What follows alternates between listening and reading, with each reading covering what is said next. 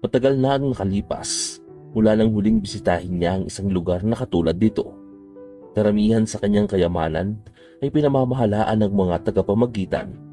Pero ngayon, may isang bagay na nagtulak sa kanya na harapin ang bagay na ito ng personal. Ang matitingkad na ilaw ng bangko ay nagbigay ng isang malamig na liwanag sa silid. Isang malaking kaibahan sa mabibigat na iniisip ni Henry. Habang papalapit siya sa counter, inabot niya ang kanyang mga dokumento sa batang babaeng nakaupo sa likod ng salamin. Tumingin siya at ngumiti ng magalang. Hindi pa umaabot ng 25. Ang kanyang maitim na buhok ay nakapusod sa isang makinis na ponytail. Nakasulat sa kanyang name tag ang pangalang Sarah. Tumango si Henry bilang pagkilala. Ngunit ang kanyang mga mata ay naglakbay pababa patungo sa kanyang leeg. Doon, nakasabit ng maingat sa kanyang balat ang isang maliit na gintong pendant.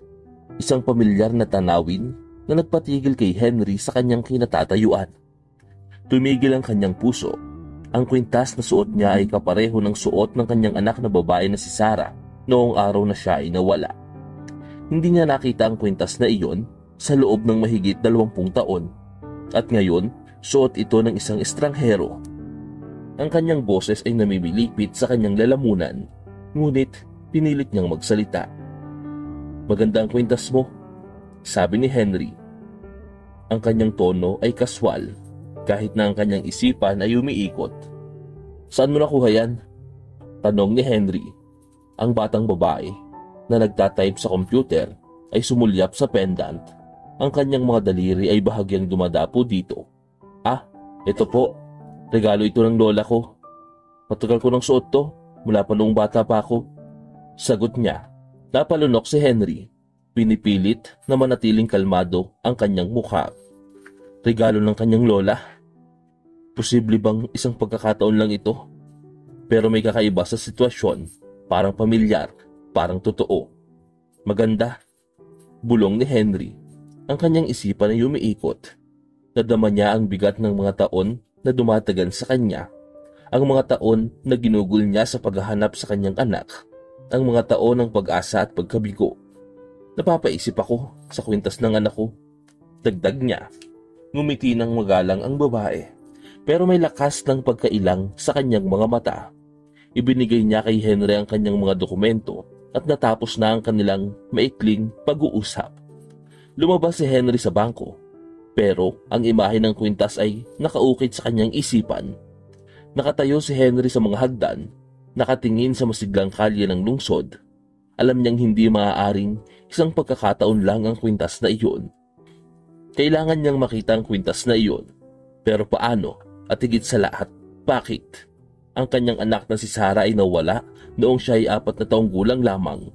20 taon na ang nakalipas mula noong araw na iyon. At wala ni isang bakas ang lumitaw. Hanggang ngayon, kailangan ni Henry na malaman ang higit pa tungkol sa batang babae at ang kanyang koneksyon sa kwintas na nagpapahirap sa kanyang nakaraan. Bumalik siya sa kanyang tahanan. Ang kanyang isipan ay puno ng mga tanong. Nakaupo si Henry sa kanyang madilim na silid-aralan, tulala na nakatingin sa nag-aapoy na apoy sa kalan. Ang init ng mga apoy ay hindi sapat upang matunaw ang lamig na kaba na lumalaki sa kanyang tiyan.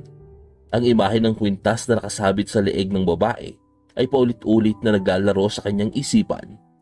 20 taon na siyang naghahanap sa kanyang anak, at ang bawat araw na lumilipas ng walang sagot ay parang isang habang buhay. Nawala si Sarah ng walang bakas sa isang tila normal na araw. Isang sandali ay naglalaro siya sa bakuran, at sa susunod ay wala na siya. Nagsagawa ng malawakang paghahanap ang pulisya at pinakalat ng media ang kanyang mukha sa lahat ng dako, pero wala namang nangyari. Para bang naglaho na lang siya sa hangin. Ang epekto nito kay Henry ay hindi masukat. Ang kanyang pag-aasawa ay gumuho sa ilalim ng mabigat na trahedya. Iniwan siya ng kanyang asawa, hindi kayang tiisin ang sakit, at si Henry ay naglibang sa kanyang trabaho. Itinatayo ang kanyang negosyo upang umiwas sa pagharap sa walang katuturan na puwang na iniwan ng pagkawala ni Sarah. Ngayon, pagkatapos ng lahat ng panahong iyon, isang simpleng kwintas ang muling nagbigay ng pag-asa na matagal na niyang sinubukang patayin. Pero delikado ang pag-asa. May kakayahan itong dalhin ang isang tao sa bingit ng pagkabaliw. Binuksan ni Henry ang isang drawer sa kanyang mesa at kinuha ang huling litrato na mayroon siya ni Sarah. Kinuha 1 linggo bago siya nawala. Punong-puno siya ng buhay, ang kanyang asul na mga mata at kislap ng kasiyahan habang siya'y ngumiti sa kamera. Sa litrato, suot niya ang parehong kwintas. Ang maliit na pendant ay nakadapo sa kanyang dibdib. Isang regalo mula sa kanyang yumaong lola. Hindi niya kailanman nakalimutan ang kwintas na iyon. Mahigpit na hinawakan ni Henry ang litrato sa kanyang kamay. Posible kayang may koneksyon ng babae sa bangko sa pagkawala ng kanyang anak? O mas masahol pa, suot ba niya ang kwintas dahil siya ay sangkot sa pagkuha kay Sarah? Sarah? Hindi ito makatwiran. Masyado siyang bata para direktang masangkot. Bulong ni Henry sa sarili. Pero may ibang tao sa likod ng lahat ng ito. Isang taong nagplano ng buong trahedya. Sa isip ni Henry, may idea na siya kung saan magsisimulang maghanap. Kinuha niya ang kanyang telepono at tinawagan ng isang numerong hindi niya na nahawakan sa loob ng maraming taon. Si Jacob Harper, ang kanyang matagal ng kaibigan at pribadong investigador na tumulong sa kanya sa paghahanap kay Sarah, ang sumagot sa pangatlong ring. Jacob, ito si Henry. Sabi niya, ang boses ay matatag ngunit puno ng tensyon mula sa mga taon ng hindi natapos na sakit. Sa tingin ko, may nahanap akong isang bagay. Ano iyon, Henry? Tanong ni Jacob. Ang kanyang boses ay kalmado, ngunit may bahid ng pag-aalala. Huminga ng malalim si Henry. Kailangan ko ulit ang tulong mo. Tungkol ito kay Sarah. Sa tingin ko, may nahanap akong isang pahiwatig. Kailangan ko sanang imbestigahan mo ang isang tao para sa akin. Tumigil saglit si Jacob at sa isip ni Henry, halos maririnig niya ang mga gears na umiikot sa isip ng kanyang kaibigan. On it na ako. Ipadala mo sa akin ng mga detalye. Sabi ni Jacob bago nagpaalam. Nang magtapos ang tawag, naramdaman ni Henry ang bigat ng mga taon na muling bumabalot sa kanya. Napakatagal na niyang hinahabol ang mga anino, ngunit ngayon tila malapit na siya sa katotohanan. Pero sa anong halaga?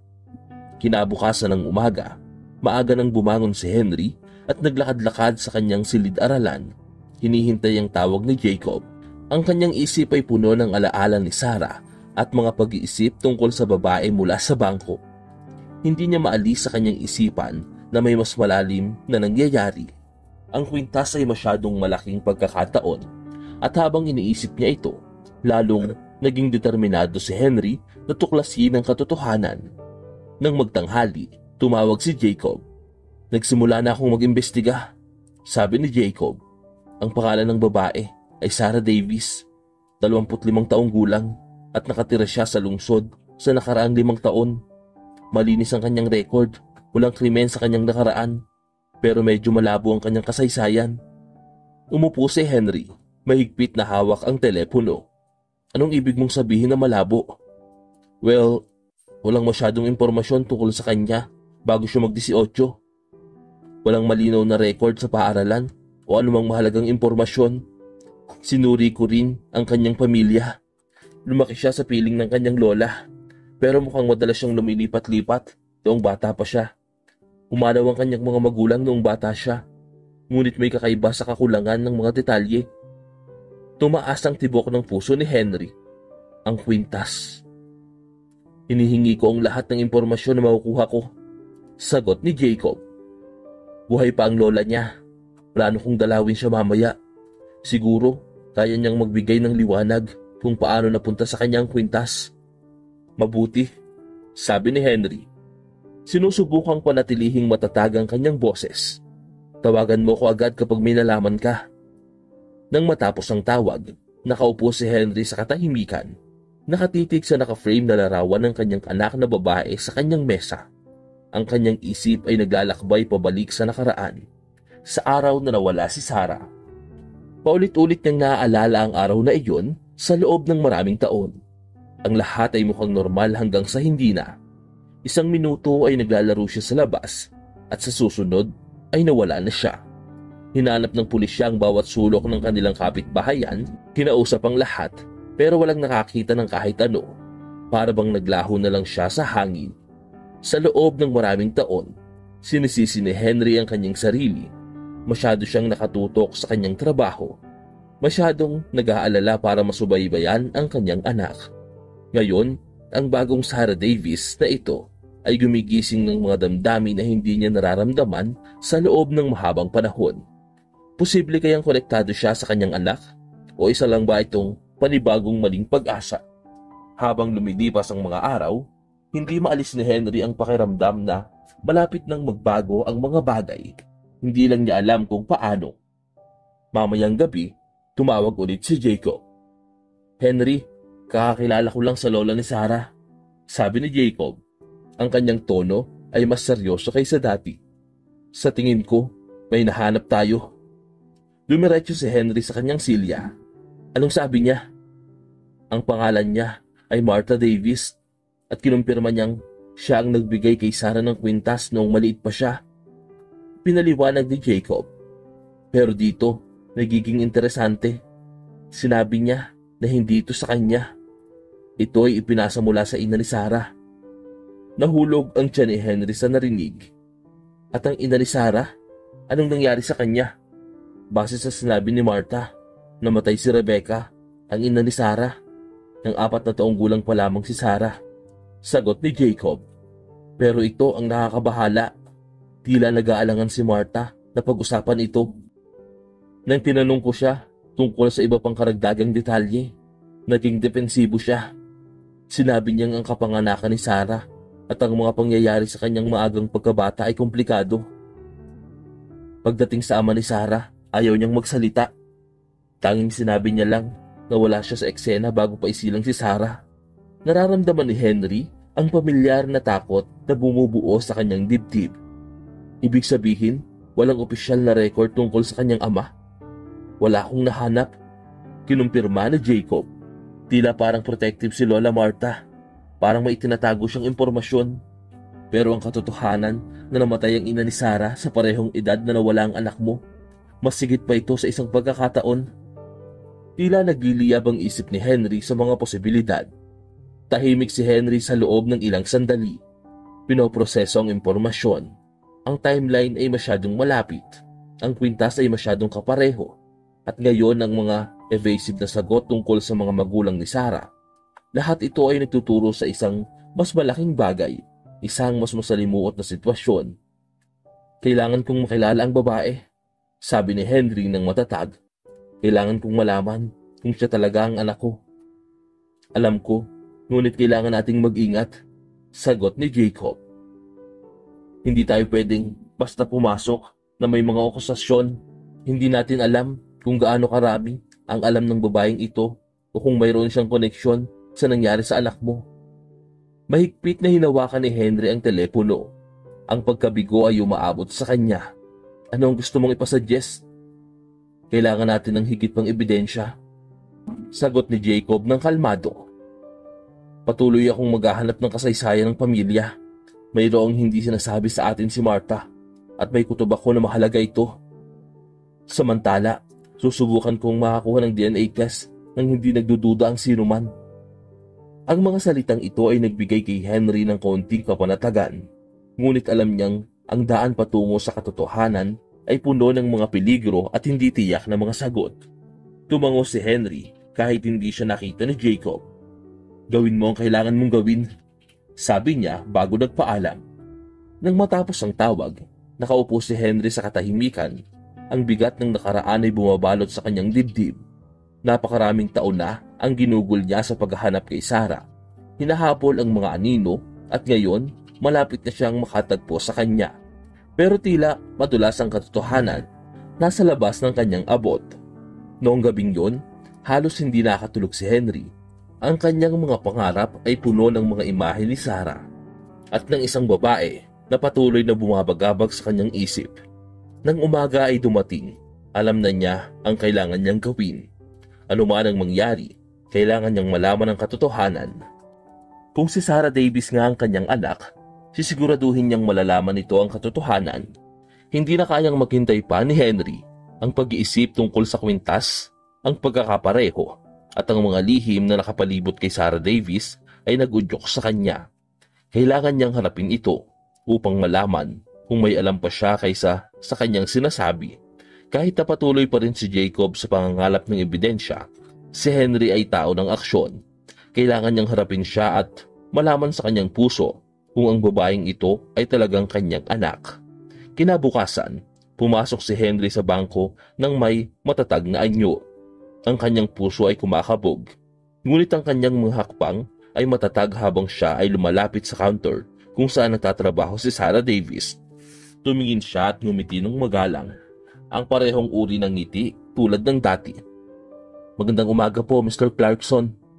Bati niya, hindi naghihinala sa bagyong nagkukulo sa loob niya. "Magandang umaga," sagot ni Henry. Ang kanyang boses ay masikip na puno ng damdaming halos hindi niya napipigilan. Nagatubili siya saglit. Hindi sigurado kung paano magsisimula. Ngunit pagkatapos ay nagbuhos ang mga salita. "Sarah, gusto kong makausap ka ng pribado." Nanlaki ang mga mata ni Sarah sa sorpresa. Ang kanyang profesional na pag-uugali ay bahagyang nawala. "Siyempre," sabi niya pagkatapos ng ilang sandali. Itinuro ang kanyang kamay para sundan siya patungo sa isang maliit na silid pulong. Nang makapasok sila, isinara niya ang pinto at hinarap siya. Ang kanyang mga kamay ay magkakasulubong sa harap niya. "Ayos lang ba ang lahat, Mr. Clarkson?" Pinagmasdan ni Henry ang kanyang muka, ang kanyang mga mata, ang kanyang bibig, ang kanyang ekspresyon. Paulit-ulit niyang naiisip ang sandaling ito sa kanyang isip, ngunit ngayon na nangyayari na ito, parang hindi totoo. Nakikita niya ang babaeng maaaring siya, ngunit napakaraming hindi niya alam. "Saan mo pa talaga nakuha yan?" Panimula ni Henry. Ang kanyang boses ay mas tahimik ngayon, mas mahina. Kumunot ang noo ni Sarah at kusang napahawak siya sa pendant na nakasabit sa kanyang leeg. "Sabi ko na sa'yo, regalo ito ng lola ko. Ibinigay niya ito sa akin nung maliit pa ako," sagot niya. Huminga ng malalim si Henry. Nararamdaman ang pagsikip ng kanyang dibdib. "Ang kwintas na yan," sabi niya. Ang kanyang boses ay bahagyang nanginginig. "Magkapareho ito sa suot ng anak ko noong araw na nawala siya." Napako si Sarah sa kanyang kinatatayuan. Nanlaki ang kanyang mga mata. "Ang anak mo? Ang pangalan niya ay Sarah din?" Sagot ni Sarah. "Nawala siya noong 4 na taong gulang pa siya. Hindi namin siya nahanap. Pero ang kwintas na yan, pareho ito ng sa kanya." Sandaling katahimikan ang namayani. Nakatitig si Sarah sa kanya. Ang kanyang mukha ay namumutla. Ang kanyang mga labi ay bahagyang nakanganga sa pagkabigla. "Mr. Clarkson, hindi ko alam ang sasabihin ko. Ang dami nitong dapat iproseso. Ang lola ko ang nagbigay nito sa akin. Pero hindi niya sinabi kung saan niya nakuha. Hindi ko na ito pinagtanong. Kailangan kong malaman." Pilit ni Henry. Ang kanyang boses ay nanginginig sa pag-asa. "Kailangan kong malaman kung maaari kang maging anak ko." Nanginginig ang mga kamay ni Sarah habang mahigpit niyang hinahawakan ng pintas. "Hindi ko alam. Ang lola ko ang nagbigay nito sa akin. Pero hindi niya sinabi kung saan niya nakuha." Bumagsak ang puso ni Henry. Pero hindi siya susuko. "May mas malalim pa sa lahat ng ito kaysa sa iyong naiisip," sabi niya. "Nag-iimbestiga ako. Masyadong maraming pagkakatulad. Ang tiyempo, ang iyong background, ang kwintas. Lahat ito ay nagtuturo sa isang bagay." Napayuko si Sarah, halatang napagod. "Hindi ako ang anak mo. Hindi pwede." "Sigurado ka ba?" tanong ni Henry. Ang kanyang boses ay mas malambot ngayon. "May naaalala ka ba mula sa pagkabata mo? Anumang bagay tungkol sa pinanggalingan mo sa inyong pamilya?" Kinagat ni Sarah ang kanyang labi. Ang kanyang noo ay kunot sa pag-iisip. "Wala. Hindi ko gaanong naaalala mula sa pagkabata ko. Malabo ang lahat. Ang lola ko ang nagpalaki sa akin at namatay ang nanay ko noong bata pa ako. Yan lang ang alam ko." Napuno ng luha ang mga mata ni Henry. "Sarah, buong buhay ko nang hinahanap ko ang anak ko. Kung may kahit kaunting posibilidad na ikaw siya, kailangan kong malaman." Tiningnan ni Sarah ang kanyang mga mata at ang kanyang mga mata ay nanlalabo rin. Mr. Clarkson, wala akong sagot sa iyo. Pero kung sa tingin mo ay may posibilidad, dapat nating alamin. Tumango si Henry. Ang kanyang puso ay kumakabog sa halo ng pag-asa at takot. Pwede tayong mag-DNA test. Yan lang ang paraan para malaman natin ang kasiguraduhan. Lumamon ng laway si Sarah. Halatang nag-aaway ang kanyang emosyon at ang bigat ng sitwasyon. Pagkatapos ng mahabang katahimikan, tumango siya sa wakas. Sige, gawin natin, sabi ni Sarah. Ang sumunod na mga araw ang pinakamahaba sa buhay ni Henry. Nakuha na ang DNA test at ang tanging magagawa nila ay ang maghintay ng resulta. Bawat minuto ay parang isang walang katapusang panahon. Nakita ni Henry ang kanyang sarili na naglalakad-lakad sa kanyang silid-aralan. Ang kanyang isip ay puno ng mga posibilidad. Talaga bang anak niya si Sarah? May babalik ba niya sa wakas ang kanyang anak pagkatapos ng lahat ng taon? Samantala, nakikipaglaban din si Sarah sa kanyang sariling kaguluhan. Ang idea na ang kanyang buong buhay ay maaaring nakabatay sa isang kasinungalingan ay nakaka-overwhelm. Hindi niya maalala ang kanyang ina at laging malabo ang sinasabi ng kanyang lola tungkol sa kanyang maagang mga taon. Ngayon, lahat ng kanyang akala ay pinagdududahan. Nang sa wakas dumating ang mga resulta, naramdaman ni Henry na parang tumigil ang oras. Binuksan niya ang sobre na nanginginig ang kanyang mga kamay. Ang kanyang puso ay kumakabog sa kanyang dibdib. Nakatayo si Sarah sa tabi niya, parehong nag-aalala. Ang kanyang mukha ay namumutla. Ang mga salita sa pahina ay nagpapatunay sa bagay na parehong inaasahan at kinatatakutan ni Henry. Si Sarah Davis ay talagang anak niya, si Sarah Clarkson. May oras tayo. Makakagawa tayo ng mga bagong alaala. Bulong ni Henry. Ang kanyang boses ay punong-puno ng pag-asa at pagmamahal. Nagsimulang dumaloy ang mga luha ni Sarah at niyakap siya ni Henry ng mahigpit habang siya ay umiiyak. Isang sandali ito na matagal na niyang pinapangarap. Ngunit ito ay puno ng tamis at hinanakit. Napakaraming taon ang nawala at hindi na nila maibabalik ang mga iyon. Ngunit ngayon, may hinaharap silang sama-sama. Habang nakatayo sila, nagkakapit sa isa't isa. Alam ni Henry na ito ay simula pa lamang. Marami pang mga tanong ang kailangang masagot. Maraming bagay ang dapat nilang tuklasin tungkol sa nangyari noong mga nakaraang taon. Ngunit sa ngayon, ang tanging mahalaga ay magkasama na sila. Ang paniniwala na malaman na ang katotohanan tungkol sa pagkakakilanlan ni Sarah ay labis na nakakabigla. Ngunit nagbukas din ito ng pinto sa mas masakit na mga tanong.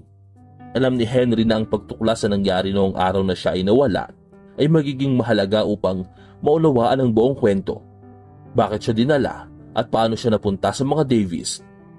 Ang mga tanong na ito ay nagbigay sa kanya ng bagong layunin. Kailangan niyang hanapin ang katotohanan, hindi lamang para sa kanyang sarili, kundi para din kay Sarah, upang maipaliwanag ang mga nawawalang piraso ng kanilang buhay. Kinabukasan ng resulta ng DNA, nagkasama sina Henry at Sarah sa kanyang silid-aralan.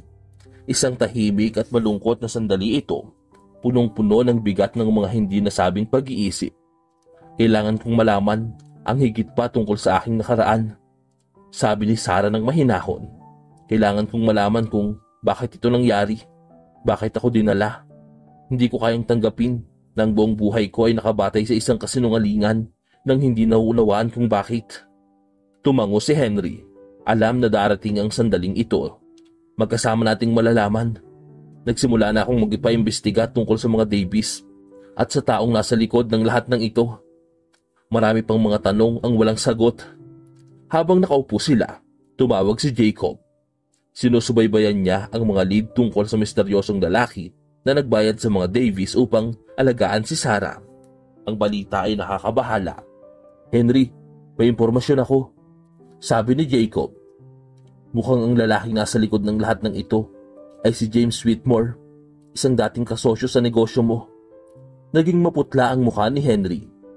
Hindi na siya nakarinig ng pangalang iyon sa loob ng maraming taon. James Whitmore?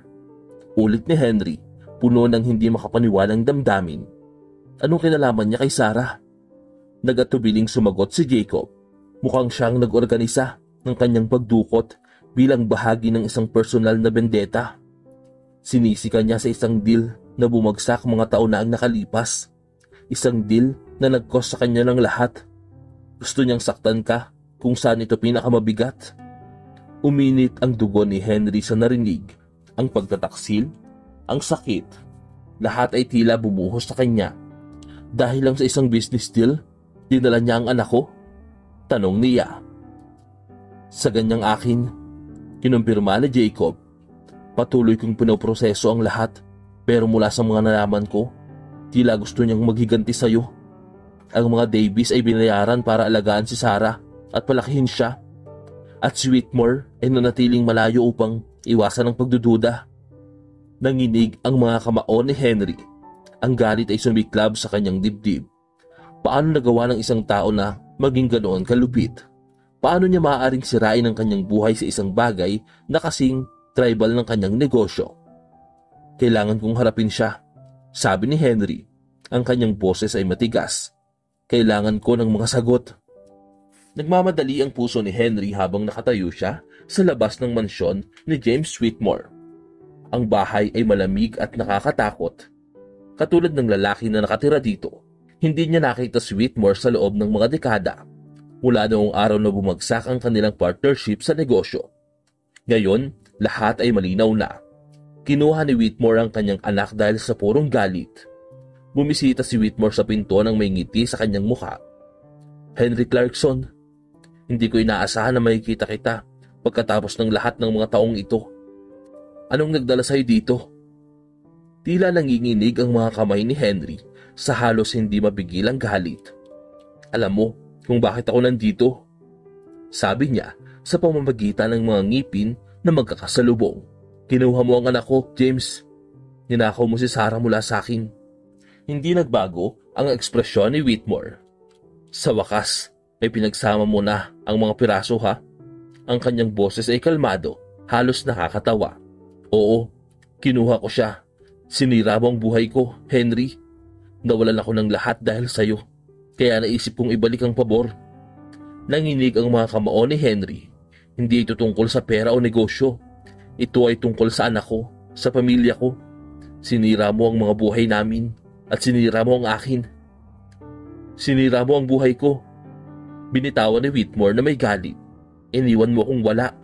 Kinuha mo ang lahat ng itinayo ko. Lahat ng pinahalagahan ko. Gusto kong maramdaman mo ang parehong walang laman. Lumapit si Henry. Ang kanyang boses ay mababa at mapanganib.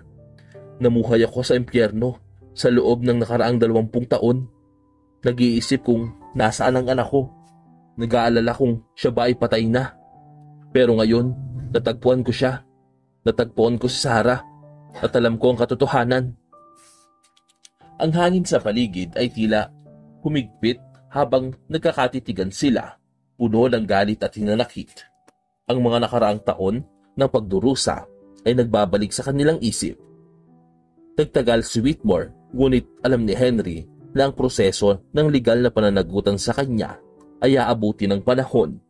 Sa ngayon, ang kanyang focus ay nasa muling pagtatayo ng relasyon nila ni Sarah. Napakarami na ang pinagdaanan ni Sarah at ngayon na lumabas na ang katotohanan, kailangan nilang pareho na harapin ang bagong realidad. Nahihirapan si Sarah na tanggapin ng lahat. Pinalaki siya ng mga tao na akala niya ay kanyang pamilya. Ngunit ngayon, tila ang buong pagkatao niya ay isang kasinungalingan. Sinubukan ni Henry na maging nandyan para sa kanya, na bigyan siya ng espasyo upang maproseso ang lahat. Ngunit mahirap ito. Labi siyang nagnanais na makabawi sa nawalang panahon at ipakita sa kanya na siya ay mahalaga. Isang hapon, habang magkasama silang nakaupo sa hardin ni Henry, sa wakas ay nagsalita si Sarah. Nakakaintriga, sabi niya ng mahinahon. Sa lahat ng mga taon, parang may kulang. Hindi ko alam kung ano ito, pero palagi akong nakakaramdam ng hindi pagkukumpleto. Ngayon naiintindihan ko na kung bakit. Tumingin si Henry sa kanya. Ang kanyang puso ay humihirang sa sakit na dinanas niya. Kinalulungkot ko, Sarah. Dapat sana ay natagpuan kita ng mas maaga. Dapat sana ay nagawa ko ang higit pa. Hindi mo ito kasalanan, Dad. Sagot ni Sarah. Nanginginig ang kanyang ulo. Hindi mo ito alam. Naramdaman ni Henry ang init ng kanyang mga luha habang pinagmamasdan ng kanyang anak ang mga saloobin ng nawalang panahon at ang sakit na dulot ng mga nakaraang taon ay tila unti-unting nagiging mas mabigat. Ngunit sa likod ng lahat ng ito, may pag-asa na muling makabawi at muling makabuo ng kanilang relasyon. Habang ang araw ay nagbubuga ng mainit na liwanag sa hardin, ngumiti si Henry kay Sarah. Hindi ko kailanman naisip na nandito tayo, sabi niya. Ngunit puno siya ng pasasalamat na narito sila. Tumango si Sarah. Ang kanyang mga mata ay puno ng emosyon. Ako rin, hindi ito ang inaasahan ko. Pero maganda, ayos tayo. Inabot ni Henry ang kanyang kamay at mahigpit na hinawakan ito.